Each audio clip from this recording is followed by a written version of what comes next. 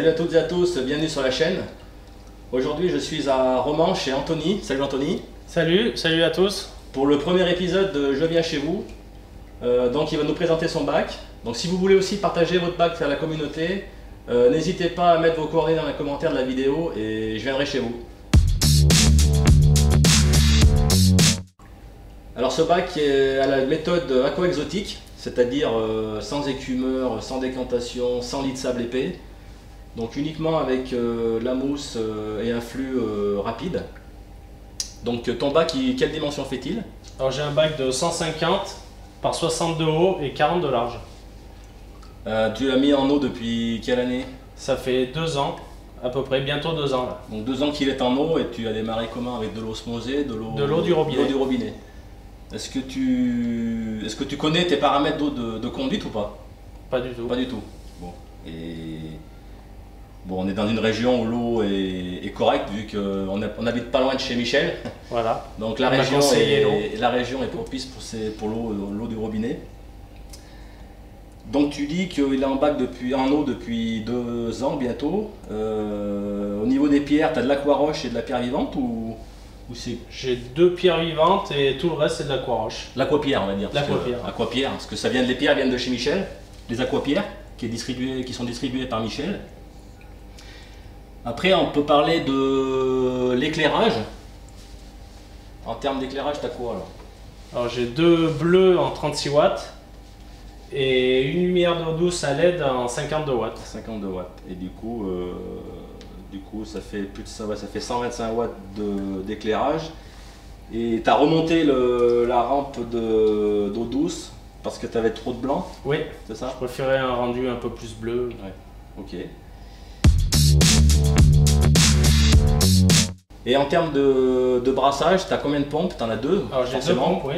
Au niveau des litres par heure, ça donne quoi? La remontée, tu as 2600 litres heure et la deuxième à 2002. 2200 litres heure, ok. Et ce que tu me disais, c'est que tu avais augmenté le débit de ta pompe de brassage parce que tu avais quelques plaques de cyano. Oui. Et depuis que tu as changé ce brassage, bah, du coup, tu n'as plus rien. J'ai plus rien, ouais. Ok. Bah, écoute, ça prouve que le brassage est hyper important. Et du coup, donc t'as pas de problème majeur sur non, le bac? depuis le changement, t'as aucun souci. C'est parfait. Bon écoute, tant mieux.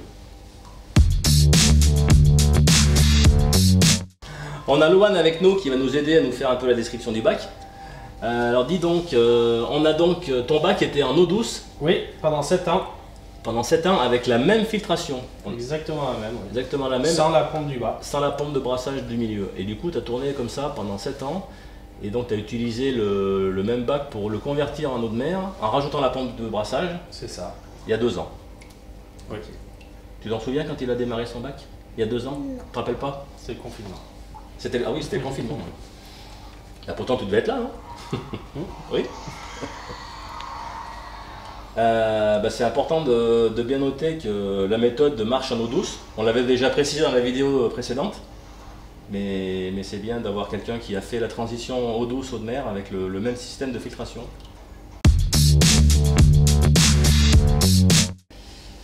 Alors niveau population, on a quoi? On a un hépatus, on a 5 ocellaris, 2 viridis, une demoiselle à queue jaune, et puis je crois que j'ai vu par-dessous, j'ai vu la vanille fraise qui se cache là derrière. Il doit te cacher là-bas derrière. Voilà, donc ça fait 2, 4, 5, 6, 8, 10 poissons. Donc je pense qu'en population, t'en as assez là. Après, tu peux peut-être rajouter 1 ou 2 crevettes si tu veux, mais sinon le bac a l'air sain. Et niveau coromou, il y a des sarcos, des arbres du Kenya, des ricordéas, et puis une anémone qui est ici.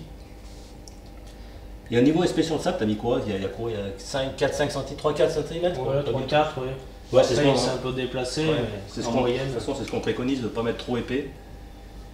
Et depuis que tu as changé ton brassage, d'ailleurs, en bout, on voit que le sable est chassé par le brassage. Donc ça prouve qu'il fonctionne bien. Et qu'on a un bon flux qui passe derrière, qui revient vers l'avant, pour bien balayer le sable. Bah écoute, c'est pas mal. Et tu prévois faire des aménagements, non? Voire de changer?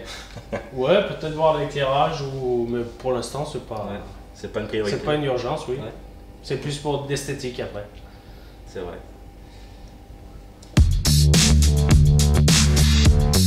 Voici les paramètres de ce bac. On note un déséquilibre entre les phosphates et les nitrates. Anthony nourrit ses poissons 3 fois par semaine et avec retenue. On ne peut donc pas incriminer la nourriture. Si ce déséquilibre n'a pas encore d'incidence sur le bac, il faut limiter les nitrates. On conseille à Anthony de rajouter des pierres afin d'augmenter les zones anaérobies, couplées à un apport de bactéries. Si cette vidéo vous a plu, cliquez sur le pouce bleu. Merci à Anthony pour son accueil et si vous aussi vous voulez présenter votre bac, laissez un commentaire en description ou par mail et je viens chez vous. A très bientôt sur la chaîne, salut!